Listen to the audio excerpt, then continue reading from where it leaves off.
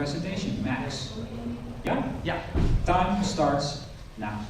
Thank you. But maybe what if I first present myself for a moment, or maybe what if if you presented yourself for a moment, or you already did it? Yeah. Oh, that's not good. But you didn't. So what if we might begin with presenting some people that? So I think it's better if you. What if we start? Maybe or could you or what?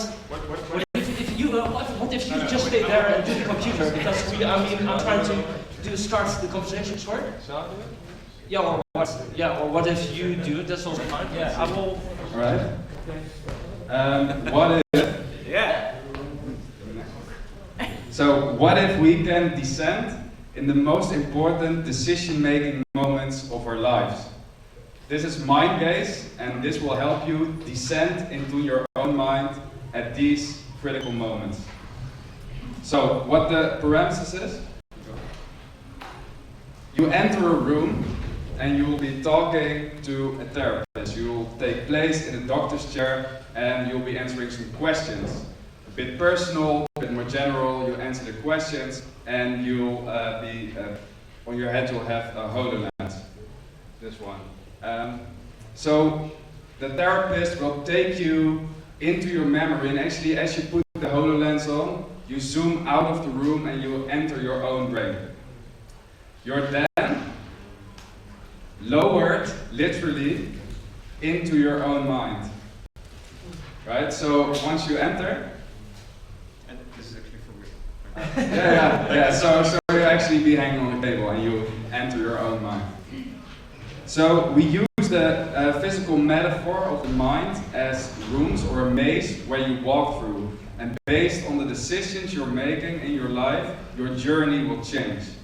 So you'll start out in the middle and you have to make a choice where to go. So as you proceed through the whole experience, different kind of decisions will pop up. So just to give an example, so there's a door, you enter a room, and in the room there is a virtual version of your boyfriend or girlfriend, and you have to talk about the decision of taking a child together. So this is virtual, and she's sitting in the room there. And you enter and you have to take place in a seat opposite of her, and you have to talk about it.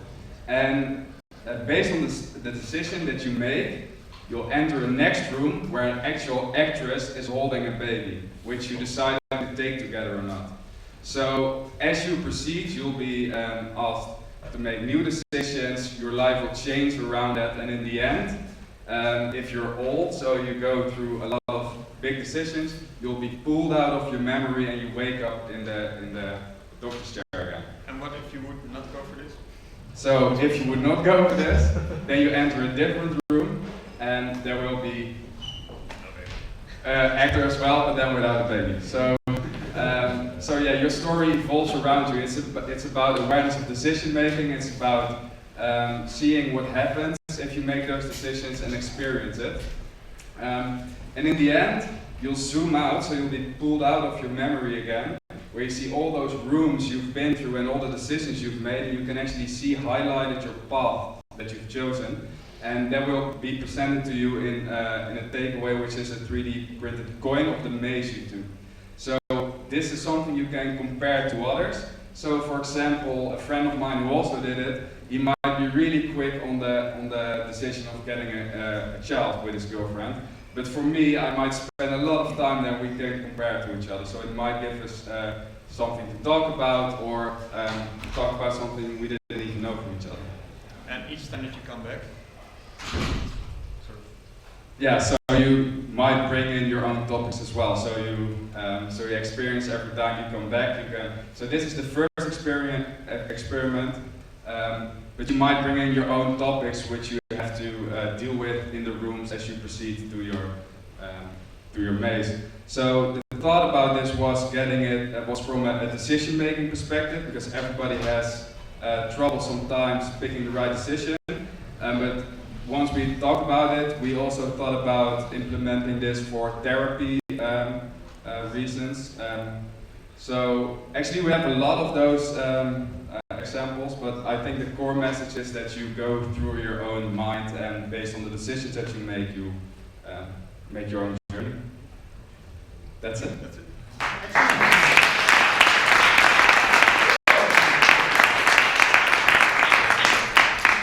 We even have time left. Oh, So, are there any questions or remarks concerning this plan? Yeah. Why would you really do this with VR or AR? And before you answer, may I ask the other, who's the next group? Who wants to go next? Yeah? Can you come already over there connected? You can answer the question. Why VR AR? yeah, so we want to be able to visually and physically experience going through your own mind. So these will be actually white walls, and there will be mappings around it. And why we don't use like beamer projections or video projections is because we want to be able to move stuff, do things actually in the space. So there has to be some sort of virtual reality within the physical reality. If I can say one thing towards it, again, like the example, the concrete example of the woman who could be your wife. The first one is like more kind of hologram. So she's sitting there as a hologram, and the next door, when you would go to her, she becomes physical. So there's another way of layering into that. Yeah. And in what way is this a mind or just a life game? It's actually not your mind; it's your life, sort of. Yes. A possible life. Oh yeah. I think it's more possible life. It's also about, in the end, the decisions that you make. I think one important thing is that each decision that you make, there's not a bad decision. So that's also what we talked about. In the end, it's each outcome will still be a good outcome. And I think we talked about, and that's also a really important thought behind it in the end. Yeah. All right. Thanks. All right. Mag ik een applaus voor deze groep alsjeblieft?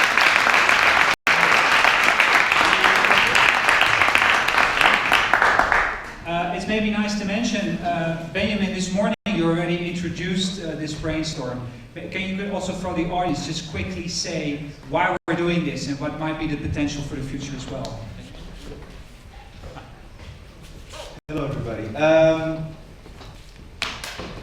VR Days is the result of doing an experiment around cinematic VR making last year.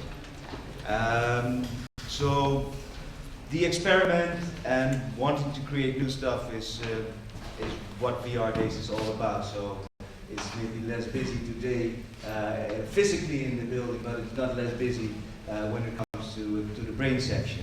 And that's the most important one. So this day is the core of VR Days. And the goal is to, like last year, we did this cinematic VR stuff, and that was like the first. How does it? When you have a rocket and you have the vision in The first stage.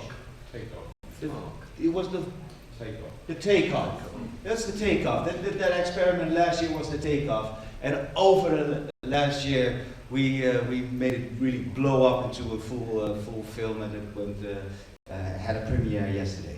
So on a level that's professional and hopefully makes a dent, and it's still an experiment. So it's just hopefully we set and make another step. So the goal for today with this session, with this pressure cooker brainstorm, is to come up with a good concept or more, but see if there's one that we can make a real production on a real high level and hopefully show it next year.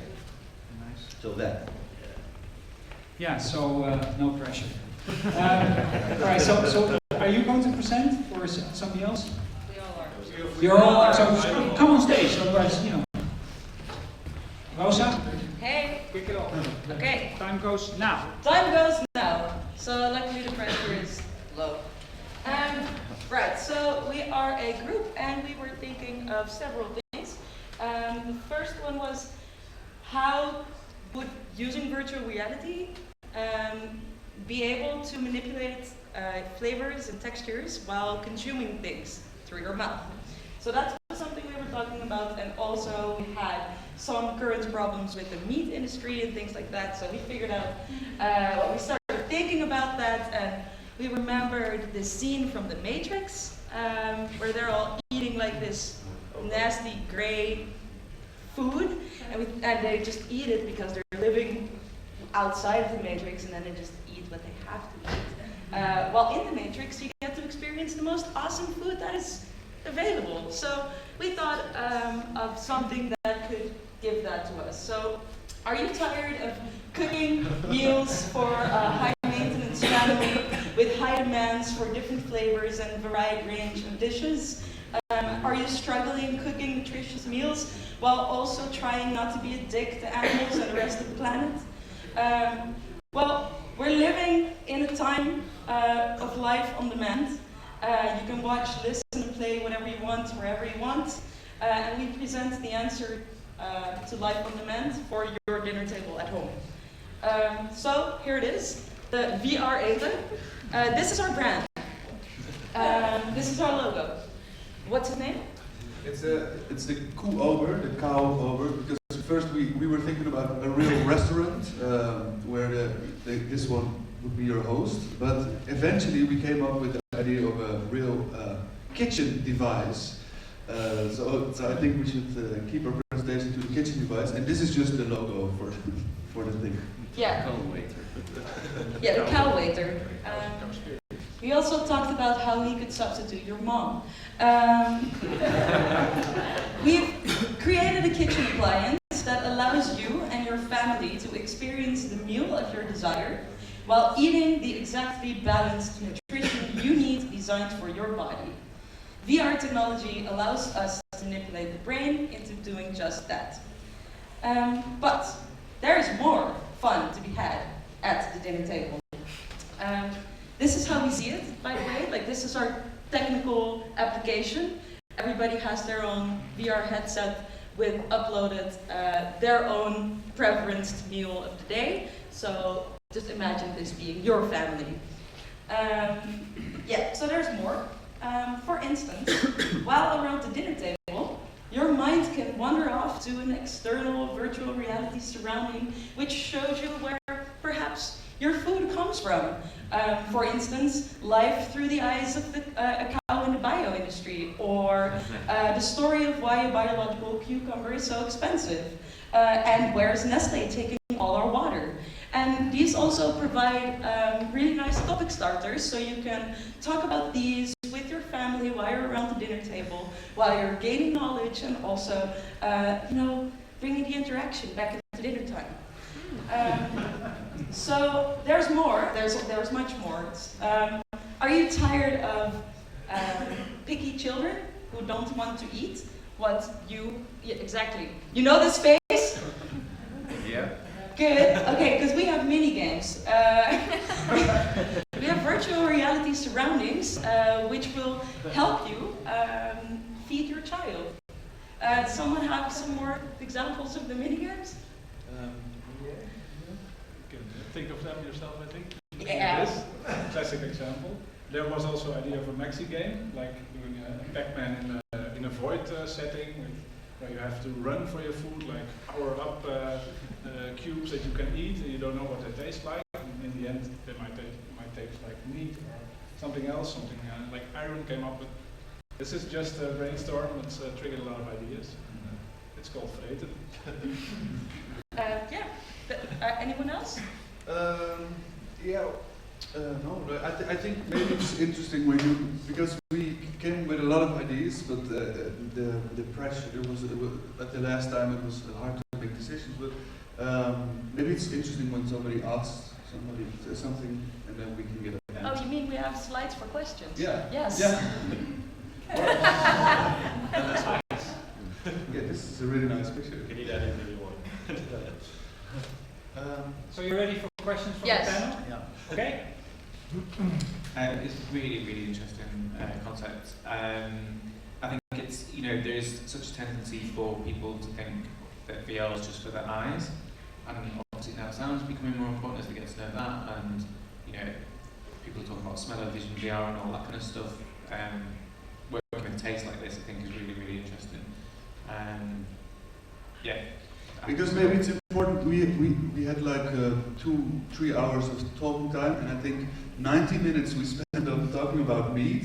Well, none of us really wanted it, but each time we came, because a lot of people, everybody's eating less and less meat, which is a good thing, but it still needs, I mean, it's maybe around this group of people that some of them are vegetarian or vegan, but still we need to eat less and less meat. And we are so close to, like, the substitute for meat is really good nowadays. But I think VR can, like, give you this small push by really experience a hamburger or anything if you want this, but it's not eating meat. So yeah, I think this is also important. Let's do this before McDonald's does it. I totally endorse this. Like, I want to do this. Yeah. Yeah. Next year, Benjamin. Yeah. Find some funds. Okay.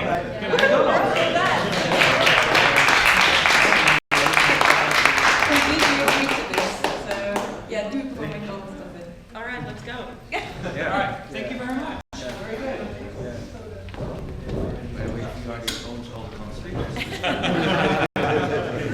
If you find the money.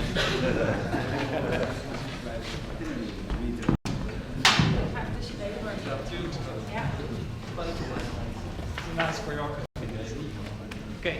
Yeah. Yes. So are you guys ready? Sort of. Yeah. How do I hear this music? Hold on. Alright. Okay, the time. Maybe connect to your. Okay, so you're doing live VJing, PowerPoint, Pechakucha on the go. Okay, here we go. Time's running. Go for it. Hi, everybody. We were thinking of creating an experience to bring people together, because VR is mostly marketed like a very solitary experience, and I don't agree. I think it should bring people together that otherwise would have never seen each other. I mean, one of my most, I thought, incredible VR experiences was the VR social network, where I was just sitting with 3 other people from all around the world and talking to them and hearing about their experience. I mean, you talked about a girl from Dubai, I think she was, and she was stuck in her home and she couldn't go out. But in VR, she was free. She had an avatar wearing a bikini, you know. And we wanted to create a shared space. So we were inspired by a piece Toby talked about, where you could interact with people that were on the other side of the world. You could move, and your movement would be tracked. Yeah. And we wanted to take this actually to the next level, where you would wear a void kind of suit, so a motion capture suit. You would wear a headset, and before entering and putting on this headset, you would see artwork already created by your predecessors, projected on the walls of the place where you would change, and you would enter this space where people from all around the world that were in similar installations. So it would be like a museum, and you could wear here, like here, you could somebody would be wearing a suit and creating a piece of art in a space that was shared with people all around the world, also wearing the kind of suit. And how we envisioned it was a kind of tilt brush, like the HTC Vive, where you could use your whole body to create beautiful artworks. You could, make music together in this shared space, and you could interact. You could find creating something together, and yeah, that's everything. Yeah, definitely. So we took the concept of being an artist, basically, us being individuals together, creating an artwork via music and imagery of our body. So we would put on the Void the suit in the dressing room, and while in the dressing room we would already have like the first visual reality experience we have of projection, something of projecting imagery. So you'd already be in an artwork, but you wouldn't know that yet. And once you go in the space, it's actually complete darkness. So it's a void. And then in the void, while moving, every step you set gives a sound or an image. So it can give color. Basically, we're building up on color. And everybody is one color. So everybody together, from all people around the world, we create these images through movement, through hand, through stepping, by making sounds. And together we make an artwork, basically. Yeah. And your body becomes the instrument. Exactly.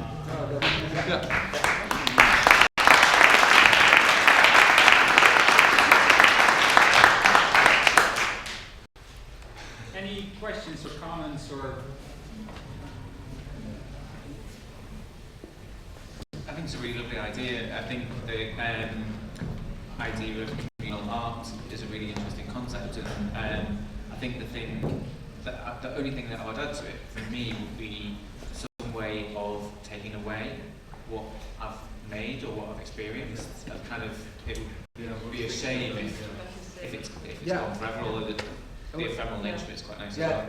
We actually forgot to say that. We wanted some way to, we don't have the perfect solution. But we thought of making a deal, for instance, with PostNL, which is the Dutch post, and like that, if you make a piece of art in that environment, that you print it via PostNL, and that they send it via snail mail to people, to their, so everybody.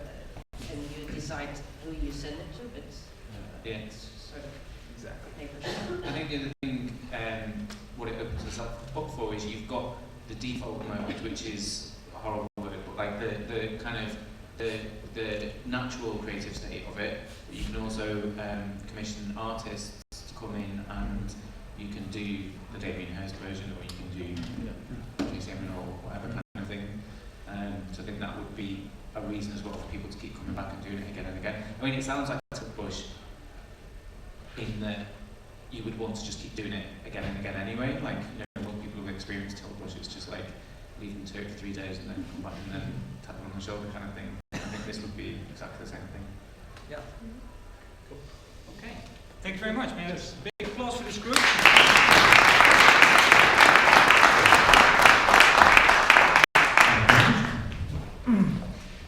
Yeah, it's nice because this morning you already made a comment that this word social is now, of course, the big hype in VR, but it's approached in such a boring way. Yeah. So clearly it's interesting to make these rooms, and the reason, the incentive to be together more artistic is a very good way of making it interesting for sure. So, who can I give the mic to? Me, but give me a second. One. I'm asking for it. Sorry, I'm the Petsekucha master. I'm allowed to be a bit of a fascist in this presentation mode. Why did it get so Yeah? tiny? Right, where is it? Will you do presentation mode? You mean? Yeah. Just press this little one there. Press that one. There, here. That's it. Ta-da! There you go. There we go. Is it auto going further every 20 seconds or not? Well, You do it by hand. Okay. The floor is yours. thank you very much. All right, so yeah, would you kill? Experience it now. It's a very different title from anything we've seen so far, but and it's also something completely different than anything that has been discussed. But that is the basic question that you will have to answer going through the experience that we are offering you. I'm sure that some, if not all of you, have wondered what they would do in a certain situation where a loved one of yours might be in danger, or in any other way you're faced with something that we would say is a moral dilemma, and you have to choose between doing something very bad doing something even worse. Okay. So, right. Our experience invites the participant to go through the memories and experiences of someone who has killed a person to protect his kids. And it is set up in such a way that, if you go to the next one, set up in such a way that before you enter the room, you're given a handout with the background information and information on the subject, like his age and so forth. And then, once it's your turn, you enter a courtroom. And you enter that courtroom, you walk up, you're asked to sit down in the middle, and you get an explanation of the situation. And you are asked to help with giving a judgment of the subject. And it's like you're being told, we've reached an impasse, we don't know how to continue, we're not sure how to judge this person. So we need your help. And at that moment, you are put into a chair and you relive his memories of that event, helping you to empathize with the person, you meet his kids and so forth. And you get an overview of, and this will take about 30 minutes, you get an overview of all the key experiences which led him to that moment. So, and then once you've reached that final scene in which it actually happens, you're escorted out of the chair and into a kind of mini void room where there's actual actors present with motion capture suits on and so forth, so that there's a lot of interaction going on, and that final scene feels really real. And the scene builds up and builds up, builds up until the moment that you have to make the decision whether you will kill the person right in front of you or not. But actually, it's not you deciding consciously, because you will be wearing a monitor which measures your response. So based on your instinctive response, the scene is played out. So what that means? What that means is that you don't get to think and consider all the possibilities and all the different perspectives and whether this is good, whether this is bad. No, you find out in that very moment what you subconsciously, instinctively would do in that situation.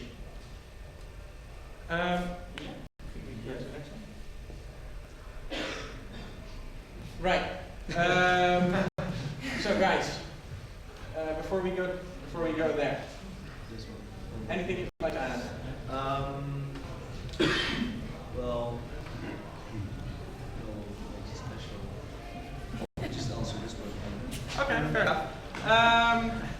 Well, yeah. What I forgot to mention is before we get into this is that once the decision has been made, the person gets out of the immersion, and so you're back into the physical courtroom setting again, and you're then being asked to judge the subject who's not present there, but you're being asked to judge, and then based on your action and your decision in the immersion in the virtual reality, and based on your judgment of the subject, you will meet the consequences. As if there will be actors coming to you in that courtroom setting, the kids or the wife of the person that you killed coming to you, and obviously being completely over the top, so that you get to face the consequences of your actions. 30 seconds. 30 seconds, all right. So what makes this special? Because this has been around for ages in movies and stories where you empathize with the character to influence how you think of them.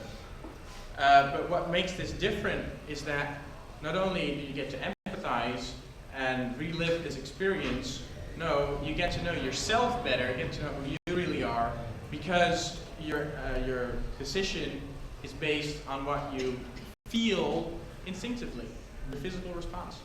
All right, thank you very much.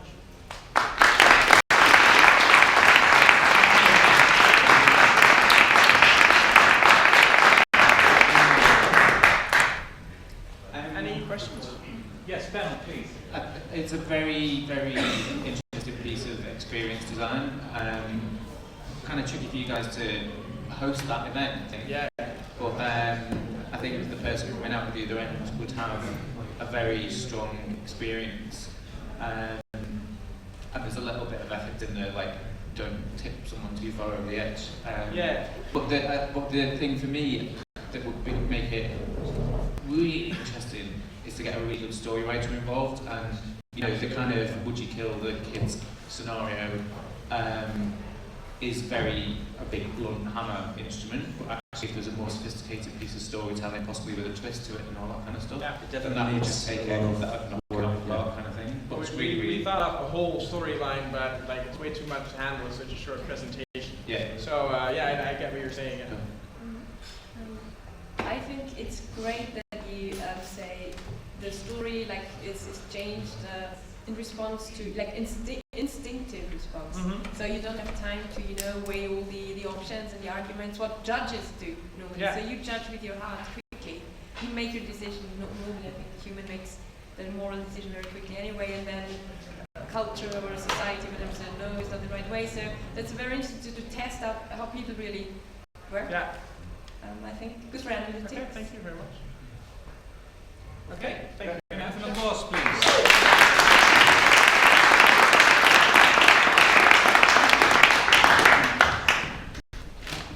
Okay, next group.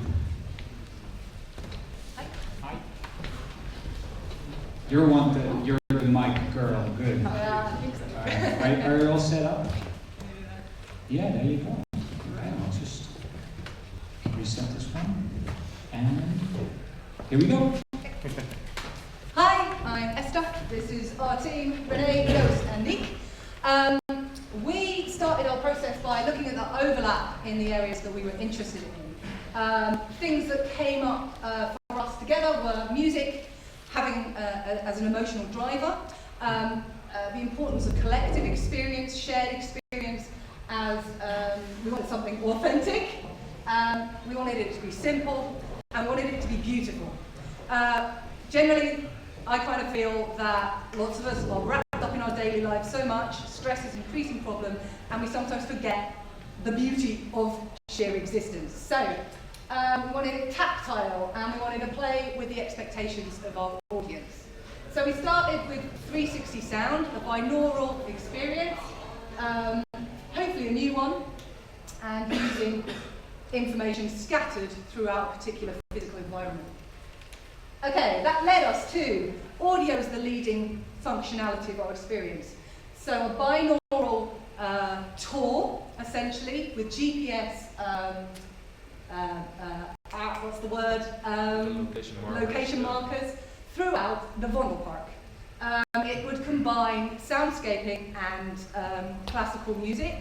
Hopefully then a sustainable thing, because we could ask the gemeente Amsterdam, the Concertgebouw Orchestra, and we wanted, I'm going to get a bit fast. Okay.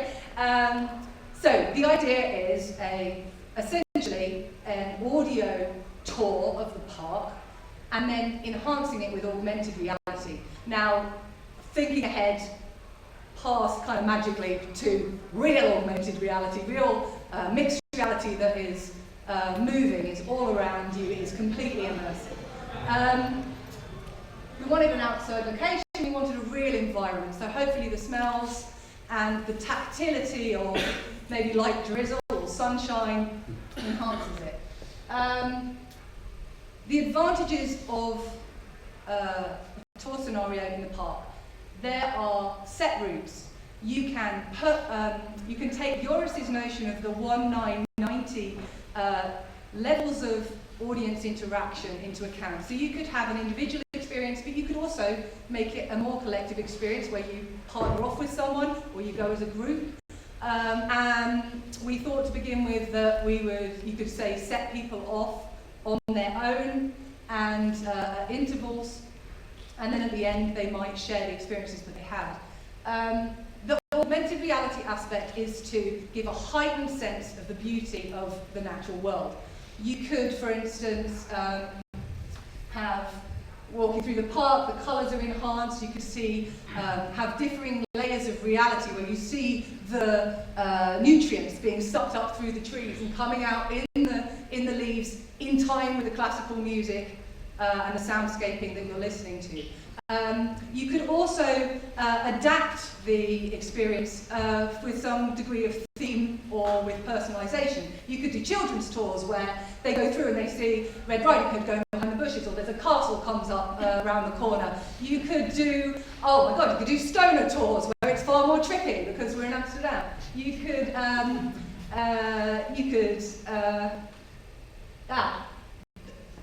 could make it incredibly synesthetic. That is one of the things we were aiming for, that the music is a living part of the world around you. The tours could vary in length, and that's more synesthesia for you.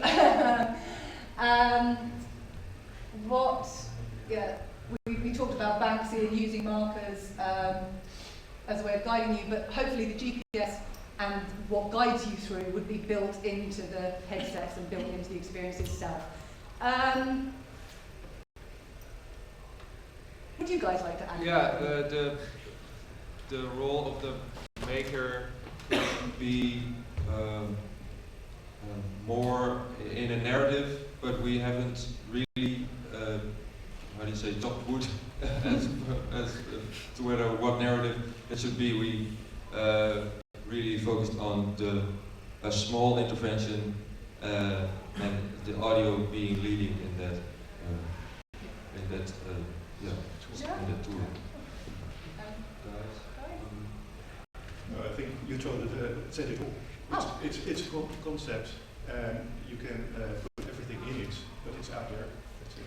But I particularly like the notion that some people want to participate more than others.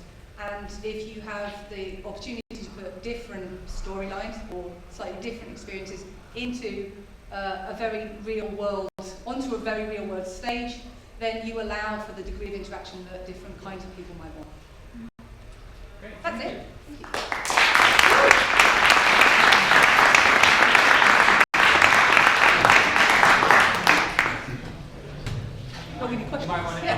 Well, I don't really have a question. I just really like it, and I think this is also a thing that we should have this next year. Like it's all there. Okay. Benjamin, show me that money. I really like it. Thank you. Is there a question from the audience, maybe? Nobody? So clear? Yeah, there's a hand there. Yes, I like that idea also. I mean, for example, one of these stories might be as a playground for children. How do you, and then I'm thinking, how the children are interested, how do you limit that everybody's running at the same place because there's no gate to enter or Well, practical thing? Being a parent myself, ticket them and leave the responsibility with the parent. It wouldn't be something I'd anticipate kids necessarily doing on their own. I'm sure there are ways around that. If you're thinking safety, I don't anticipate that being a problem at this stage. Okay, thank you. Thank you very much.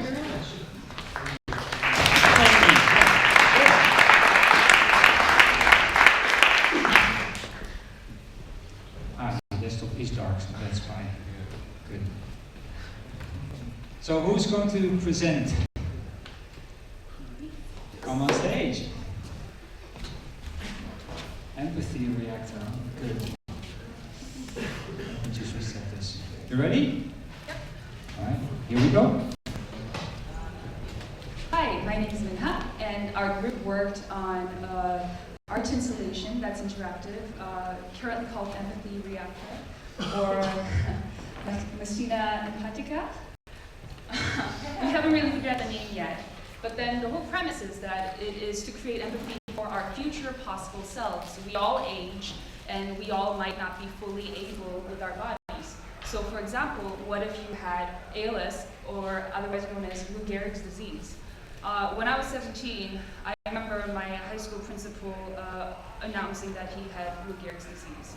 And slowly over a year, we watched him deteriorate slowly, and we couldn't really figure out what was going on, even though we had this name in front of us saying that it's Lou Gehrig's disease.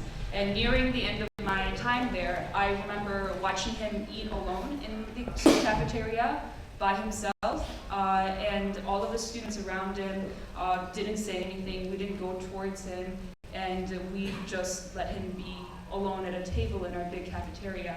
And I remember thinking, well, isn't he just feeling very lonely in a crowd? Why would he want to be there?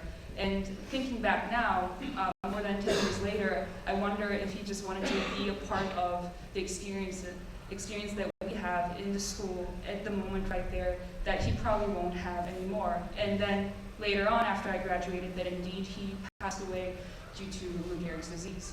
And this is a personal experience that I only can observe but not relate to, because this hasn't happened to me at all. So for diseases like ALS, which has been popularized, if you want to call it that, with the Ice Bucket Challenge, I think we need some more empathy in our lives to wonder about who we can become, because that could be us in the future. So we devised this art installation within a park, Vondel Park, for example, and a tent or a building where you will be brought in as a participant. And then you'll be taken on a walk in a park, and then you'll be returned to a tent, and it will go in a cycle. So what you will be told is that you are a participant for market research, that you have to choose between A and B, Mars or Snickers, and you're going to be using VR. So somebody's going to come in and ask you to put on these glasses and as a headset for market research. And then you're going to be taken in a cycle back to now, and you're also going to be asked to help others as a pusher of this chair. And you have no idea in the beginning that you are sitting in a wheelchair because you're brought in with a VR device. So the setup is that, first of all, as you see, you're brought in, and then you're instructed to sit down and you put everything on. And then stage one, you hear this regular market research. Oh, please gesture to A if you prefer Mars, or gesture to B if you prefer Snickers. And then the next stage, you realize that suddenly your arm isn't moving the way it's supposed to, and somehow in VR it seems slower. And then the voice that you hear says, well, why are you not picking Mars or Hershey's? What's wrong with you? And then you also start to realize that you can't hear the instructions so well. And then you look down on your hands, and then you realize, well, why does it look so wrinkly? What's happening to me?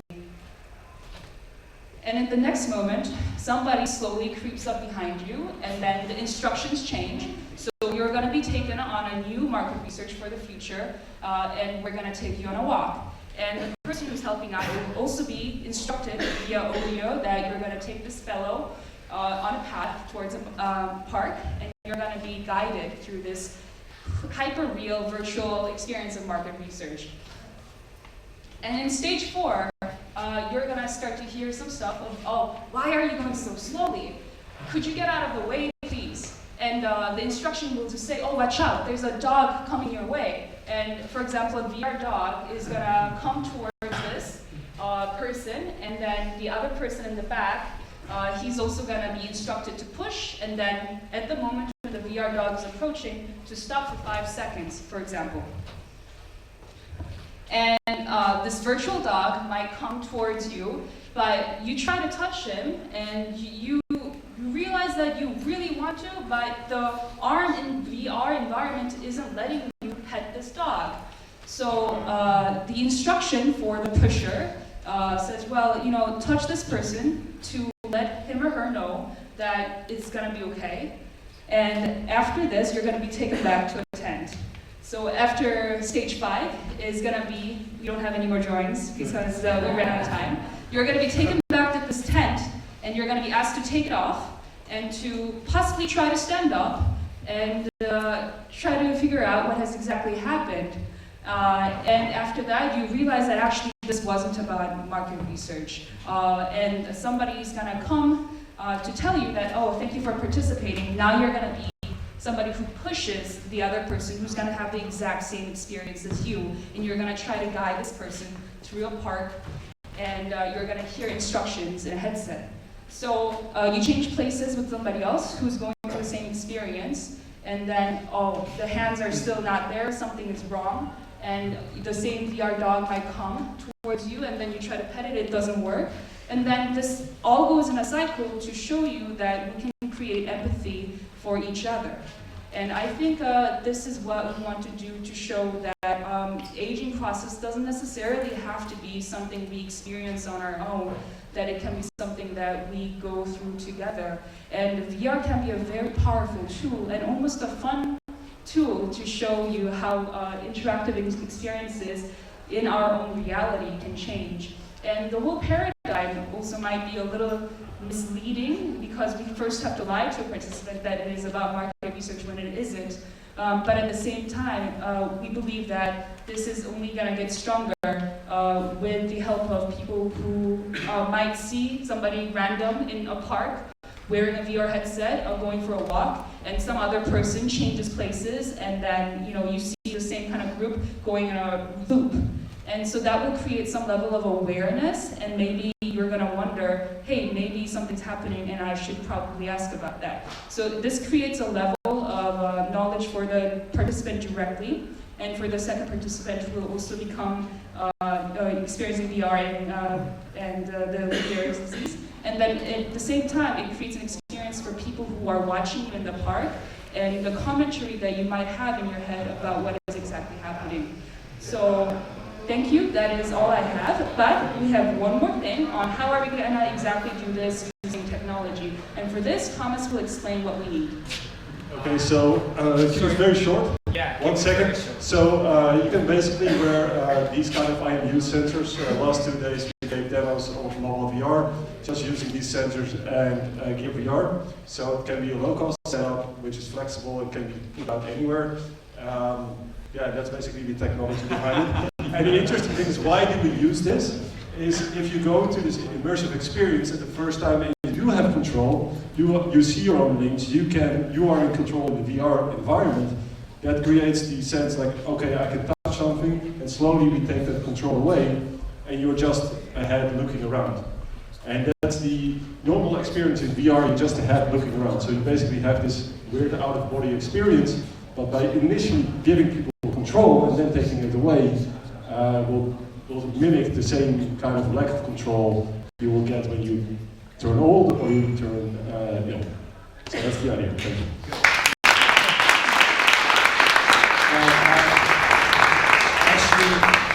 Actually, they do deserve a bit of a commercial moment. They were presenting their sensors yesterday, and they're really excellent. Could you just say the name of your product? Yeah, sure. And live in 3D. So have a look at that. It's really interesting. It's really low cost and low level. They act like sort of your hands. Yeah, so you basically stick them on your arms, and you can, we have a kinematic model that streams to Unity, and you will have your scene in Unity, and you can sort of snap if you reach out. So you can see your arms relax. Okay, so but they can contact you for more information. Tommy needs to catch a plane, and he also wants to respond to this, so I want to give you the mic first. Go back on stage. I think that's a pretty amazing use of technology to bring across a very humane point. I think it's beautiful as a kind of an idea. It's almost quite scary in terms of going through that process. I would actually find that quite harrowing. Which is the empathy, that's where the empathy comes in, and that's why I think it's really beautiful that you then become the person that helps It's really, really nice, sophisticated kind of emotional piece. Yeah, completely. I love this piece because you don't augment the senses, but you limit them, and you learn so much through this process. And it's very communal as well. So it has many things I think that are perfect. I love it. Just for the participants, applause for Tommy.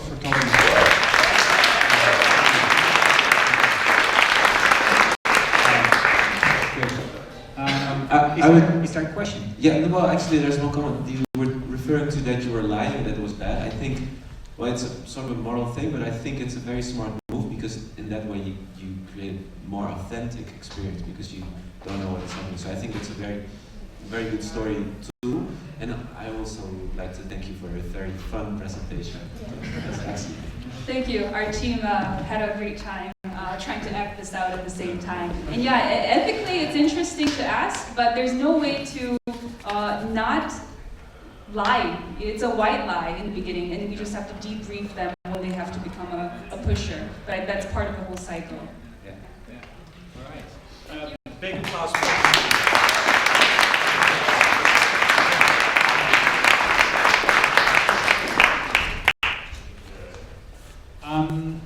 I'm lost a bit count, but I think there's one more, right? Is there one more presentation? Or did we have all the groups ready? Yeah? We got all the groups. Wow, we're really on time. That's just amazing. Yeah, that's a miracle actually. All right, so I'm really happy with this day, and I'm really happy where we got. And I think if I look at the panel, there are definitely some interesting ideas here, right? Benjamin, if I look at you, do you feel there are interesting ideas coming to the stage? Yeah. Well, I thought they were all very interesting, and you would give us a hard time to see if there's anything we can keep on working on, but I'm sure. I was also very intrigued by the last concept, but also the music in the park really sparked my imagination. Any others as well, but I can't mention them all at the moment. So thank you guys for doing this, and hopefully we can get you can put the notes together, and so we have it in one place, and we keep in touch and the groups in contact. So I think that would be I think I will have your contact details, so we will get back on this. So thank you very much.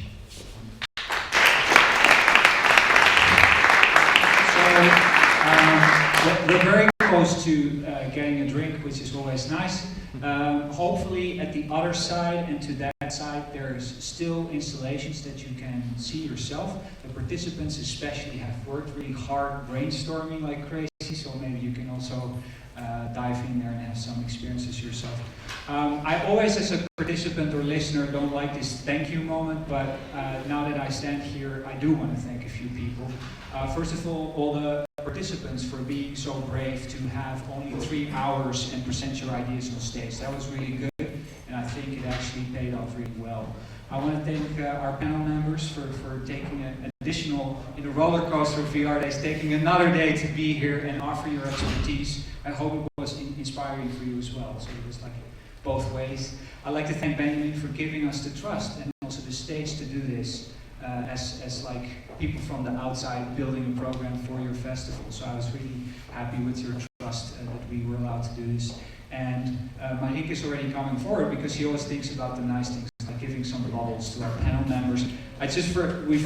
Told me we have to send it, I guess. I think Marieke should have one as well. Actually. There you go, and that would be my last remark. I want to also thank the organization for helping out, all the volunteers who are partly my own students and partly from other schools, which is great. They did it for nothing, so be nice to them.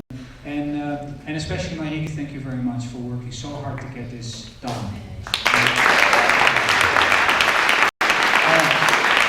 So, while you give the balls to our panel members, I'd like to invite you to the rest of the room, and thank you for your attention, and talk to us if you have any ideas. All right, thanks.